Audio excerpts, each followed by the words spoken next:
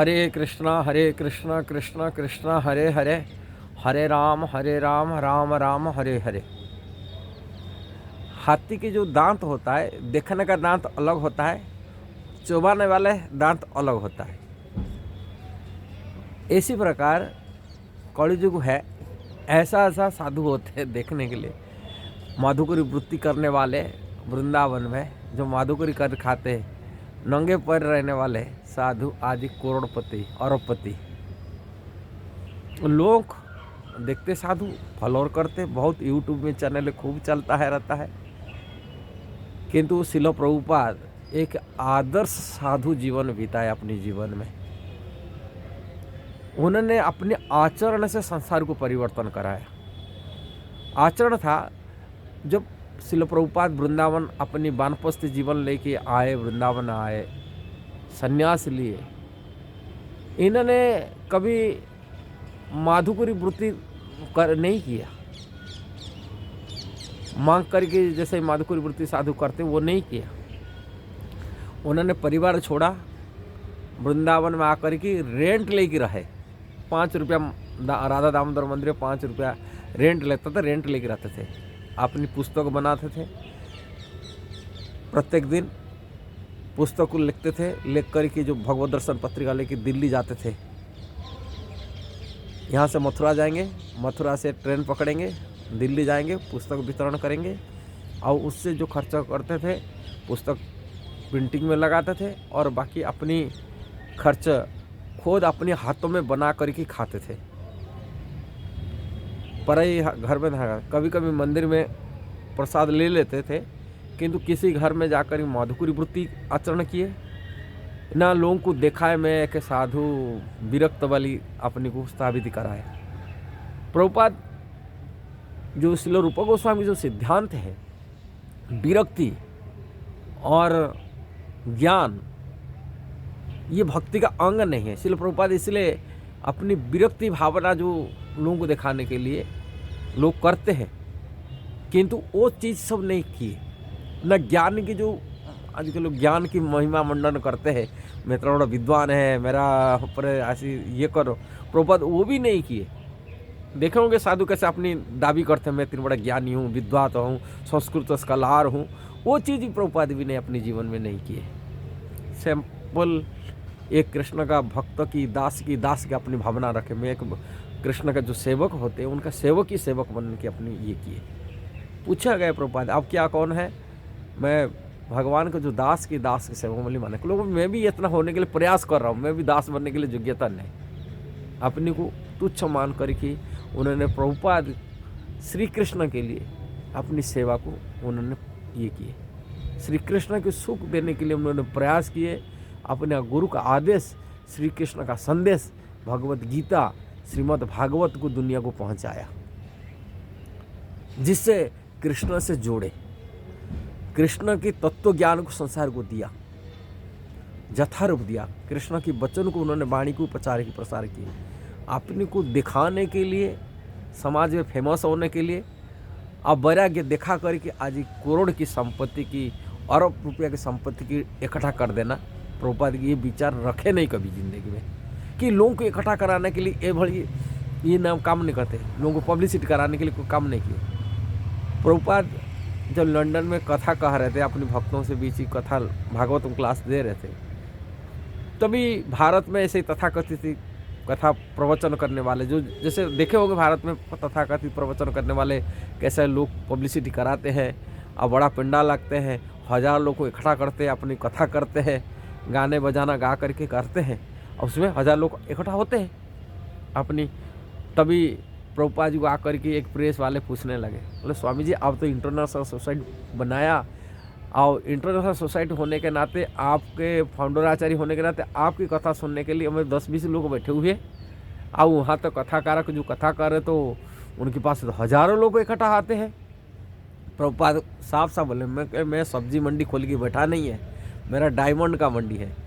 जो गिने चुने लोग वास्तविक आध्यात्मिक ज्ञान प्राप्ति करने के लिए चाहते हैं, आत्मकल्याण के लिए चाहते हैं, वो मेरा पास आते हैं, वो आध्यात्मिक ज्ञान अपने जीवन को सार्थक करेंगे। ऐसे हजार भेड़ चाल जैसा ही लोग कूदने वाला आते हैं, एक कान में डालेंगे दूसरी कान निकाल देंगे। कोई आचरण नहीं रहेगा उनके जीवन में कोई सीखने का बात नहीं है। उनकी आध्यात्मिक प्रगति का केवल भेड़ चाल में लोग इकट्ठा होंगे। ऐसे ही भेड़ चाल में इकट्ठा होने वाले उन देखेंगे उनकी जीवन शैली, जो लोग इकट्ठा होते हैं ऐसे भीड़ चाल में, उन्हें कितना जिंदगी परिवर्तन होता है, उनके जीवन के कल्याण क्या करते हैं। उनको खाने पीने शुद्धता है, ना रहन सहन शुद्धता है, ना विचार शुद्धता है, ना नियम पूर्वक उनको जप साधना करते, भगवान की भक्ति करते। और श्रील प्रभुपाद भले ही थोड़े भक्तों से उन्होंने शिक्षा दी बनाया, पूरी दुनिया में आज सर्वाधिक सबसे बड़ा इस्कॉन संस्था बन के रहा। पूरी दुनिया में 2000 इस्कॉन का सेंटर लगभग आज इस्कॉन का सेंटर चलता है, अमेरिका से लेकर ऑस्ट्रेलिया तक। और उसमें करोड़ों लोग कृष्ण को अपना माने, करोड़ों संख्या से लोग को अपना मान करके कृष्ण को सर्वस्व मान करके और कृष्ण भक्ति कर रहे हैं। केवल भारत नहीं, पूरी दुनिया परिवर्तन होगा, हृदय परिवर्तन हुआ। का प्रभुपाद का जो आचरण था, शुद्धता था, देखावटी नहीं था, लोगों को दिखाने के लिए नहीं करते थे, पब्लिसिटी करने, अपने को दिखाने के लिए, केवल कृष्ण की प्रसन्नता के लिए वो कार्य किए, जिसी कारण से दुनिया उनके चरण झुका और श्रील प्रभुपाद जी के सिद्धांत पर चला। और ब्रह्मवादी गौड़ीय परंपरा का सिद्धांत पर, श्री चैतन्य महाप्रभु का सिद्धांत पर उस चला और शुद्ध भक्ति कर रहे, भगवान की श्री कृष्ण को अपना मान करके ब्रज भाव से भक्ति कर रहे। इसलिए प्रभुपाद जी की यही कमाल की बात था। और सहज या रास्ते को प्रभुपाद कभी स्वीकार नहीं किए, और सहज या वास्तव को रास्ता में चलने के लिए भी लोगों को सतर्क रखा है।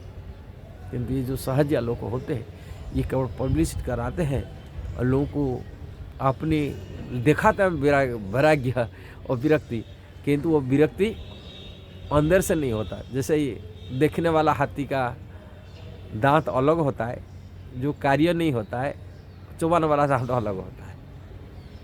ऐसे ही उनकी भक्ति लोगों को दिखाने वाला अलग होता है, किंतु प्रैक्टिकल हृदय से विरक्ति नहीं होता है। विरक्ति होते तो विरक्त जीवन श्रील प्रभुपाद आमर गौड़ीय परंपरा के बाबा जी लोग होते थे, जो विरक्त होकर भजन करते थे। उनकी जीवन शैली आज भी विरक्त होकर भजन करते। कोई संसार के लोग से उनकी पूजा प्रतिष्ठा मान सम्मान में आशा रखते, ना धन इकट्ठा करते, ना धन संग्रह करते, ना विषय लोगों को मिलते, विषय लोगों से दूर रहते, हमेशा दो संसारी के लोगों से दूर रह के भजन करते। आज भी कर रहे हैं। श्रील प्रभुपाद ऐसा लोगों को परमहंस कहते थे।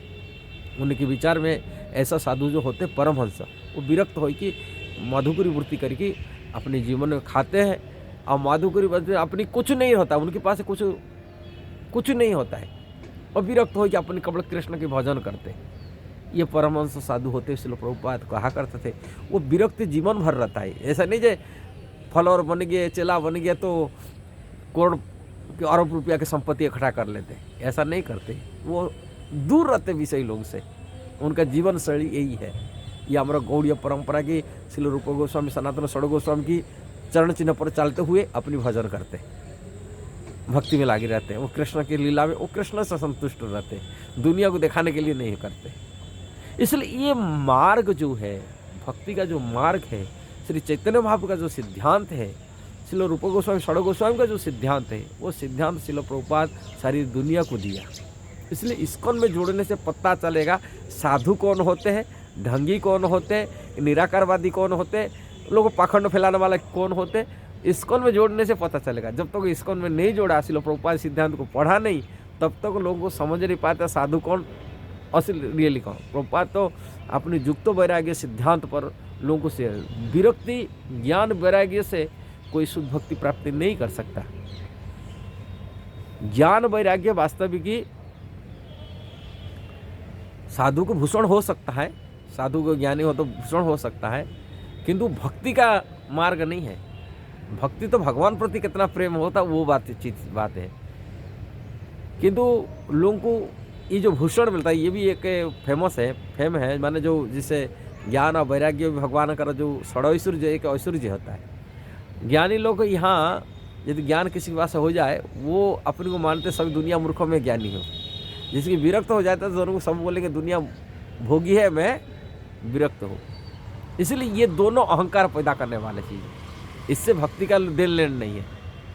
भक्ति भगवान के प्रति कितना समर्पण है वो चीज़ देखा जाता है। इसीलिए भगवान की भक्ति के लिए दिखाने वाले हाथी नहीं होना, कपड़ नहीं होना चाहिए, कपड़ व्यवहार रहना चाहिए। जो कपड़ व्यवहार रहेगा तो भक्ति नहीं कर सकते लोगों को। जो भी आज जो विचार बोले आपको कैसा लगा जरूर उसको शेयर करना, सब्सक्राइब करना, लाइक कमेंट देना। हरे कृष्णा।